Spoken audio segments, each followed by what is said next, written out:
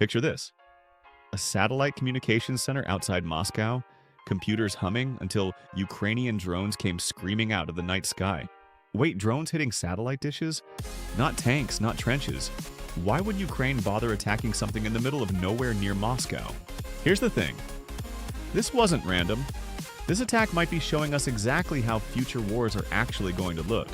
You probably picture space war as lasers zapping satellites, right? Like Reagan's old Star Wars plan from the 80s, but that's wrong. Today's space war doesn't start in orbit. It starts on the ground. Antennas, ground stations, the invisible wires connecting Earth to space. Let's start with what actually happened. On June 22, 2026, Ukraine's military struck Russia's Dubna satellite communications center near Moscow. Dubna isn't some random building. Russian state media called it their largest ground-based satellite communications complex, basically Russia's window to space. And this wasn't the first time. Days earlier, Ukraine hit two other Russian satellite communication centers, plus a massive gas processing plant. Think about that for a second. Ukraine is striking targets over 1,000 kilometers behind the front lines. Why go this deep? Because satellites aren't just up there anymore. They guide missiles, run communications, feed intelligence, and coordinate drones on the battlefield. So Ukraine figured something out. You don't need to shoot down a satellite to make it useless. You just cut its lifeline. Have you ever thought about how a satellite actually talks to the ground? It needs antennas, ground stations, cables, like a whole physical network. Destroy that ground network, and the satellite floating peacefully in orbit becomes nothing more than expensive space junk, completely cut off. That's the real headline here. Before you shoot down a satellite, you destroy the antenna. Simple, cheap, and devastatingly effective. Now, when most people hear space war, their brain jumps straight to one thing. Ronald Reagan's Strategic Defense Initiative from 1983. Reagan announced it on live television. A massive shield in space designed to shoot down incoming Soviet nuclear missiles before impact. Journalists mockingly nicknamed it Star Wars. And honestly, the name stuck because the tech sounded like pure science fiction at the time. We're talking space lasers, orbital battle stations, even a plan called Brilliant Pebbles, tiny satellites meant to physically ram enemy missiles. The government poured about $30 billion into SDI throughout the 1980s. Ambitious? Absolutely. Did it work as imagined? Not really. But here's the key point you need to hold on to. SDI was fundamentally a shield. Its whole purpose was blocking nuclear missiles. Today's space war is the exact opposite. It's not a shield protecting Earth, it's an attack cutting the nerves connecting Earth to space. SDI tried to stop nuclear war before it happened.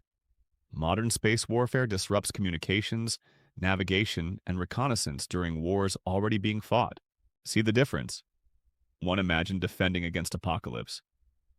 The other quietly strangles an army's ability to see, talk, and aim.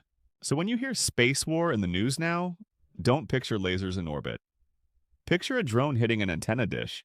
Reagan's Star Wars was science fiction turned policy. What's happening today is much quieter, much cheaper, and honestly, much more real. Here's something history keeps teaching us. Every time a new technology appears, war eventually expands to swallow it whole. Every single time. Take railroads during the American Civil War.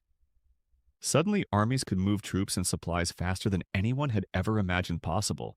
Naturally, once armies depended on railroads, those railroads became targets. Bridges, depots, and rail lines were bombed, burned, and sabotaged constantly.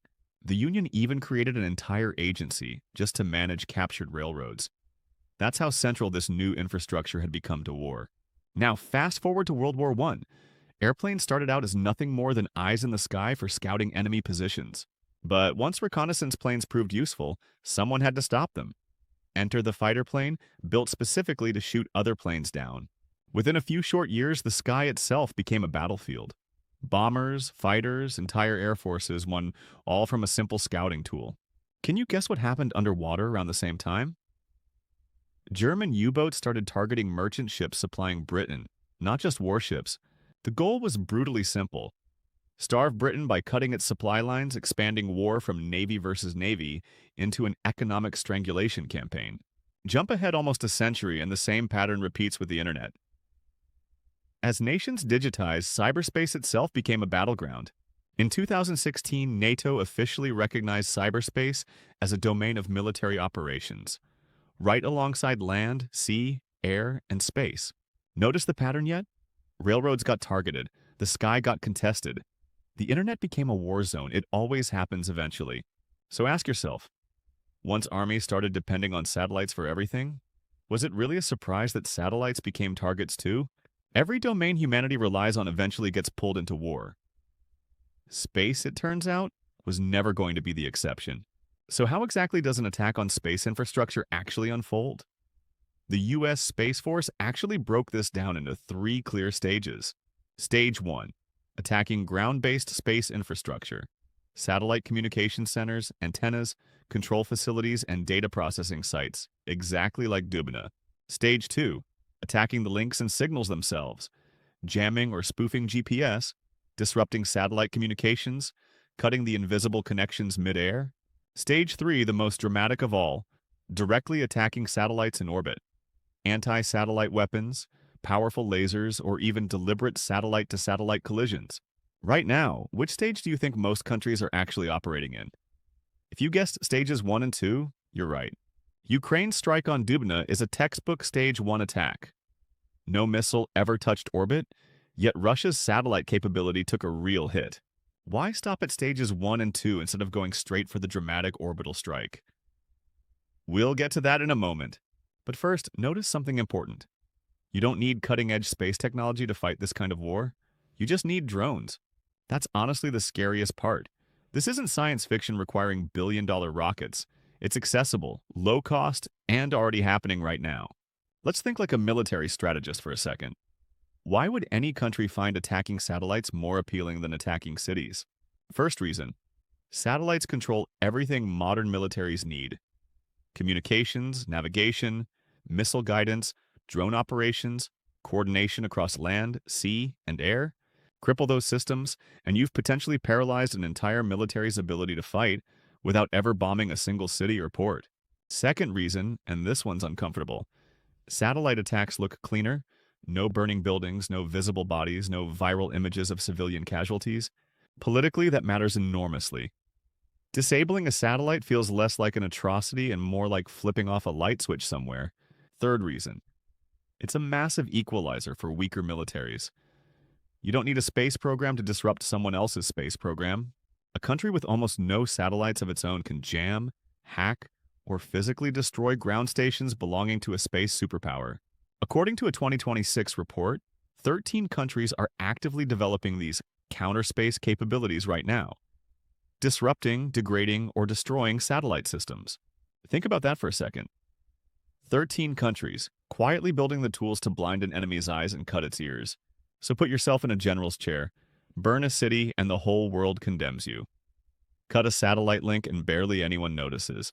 That's exactly why so many analysts believe satellite attacks will become the preferred weapon of choice in future great power conflicts. Now here's where things get uncomfortable. Because attacking satellites might look bloodless, but it is absolutely not a clean war. Here's why. Modern satellites blur the line between military and civilian use almost completely. The same GPS guides missiles and airplanes. That same GPS signal also times financial transactions, coordinates shipping routes, and keeps global supply chains running smoothly every single day. Knock out satellite communications, and you're not just hurting soldiers, you're disrupting hospitals, disaster response teams, and remote communities' internet access. Nobody dies instantly when a satellite goes dark, but the ripple effects can quietly devastate aviation, shipping, banking, and emergency services worldwide. And then there's the debris problem, arguably the scariest consequence nobody talks about enough. Let me show you why it matters. In 2007, China destroyed one of its own aging weather satellites using a missile just to test the anti-satellite technology. That single test created the worst debris cloud in the history of spaceflight. Thousands of fragments still orbiting Earth today. Russia did something similar in 2021, blowing up one of its own satellites and creating over 1,500 trackable debris pieces instantly. That debris forced astronauts on the International Space Station to shelter in emergency capsules, afraid their own station might get hit. Here's the uncomfortable truth. Space debris doesn't care about nationality. It threatens every country's satellites, including the attacker's own space assets. So, if blowing up satellites is this risky, what does the actual future of space warfare realistically look like going forward? Probably not explosions. Probably not lasers zapping ships in dramatic space battles like the movies have trained us to expect. Instead, picture something quieter: jamming signals, spoofing GPS coordinates, blinding sensors temporarily, or hacking control systems without any physical destruction.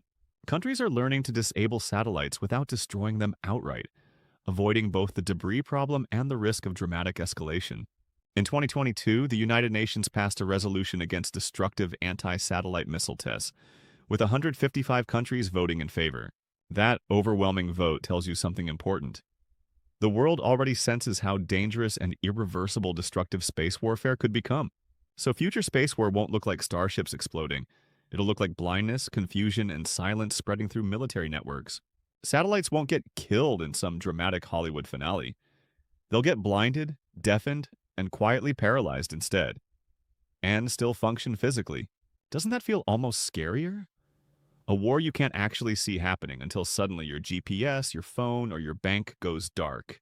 So let's circle back to where we started. War keeps expanding into whatever humanity depends on most, again and again throughout history. Railroads became targets once armies needed them. The sky became a battlefield once planes proved useful for reconnaissance and combat. The internet became a war zone once nations went digital. And now, satellites are becoming targets because modern life depends on them. But remember, this isn't Reagan's Star Wars. Nobody's building a shield against nuclear missiles in the sky anymore. Not really. Today's space war is quieter and stranger. Armies on the ground fighting to cut the invisible nerves connecting Earth to orbit. So here's the real question this leaves us with. Will space become a place we protect, or just another battlefield we've expanded into? And that's a wrap for today. Next time you glance up at a clear night sky, remember what's really happening down here on the ground.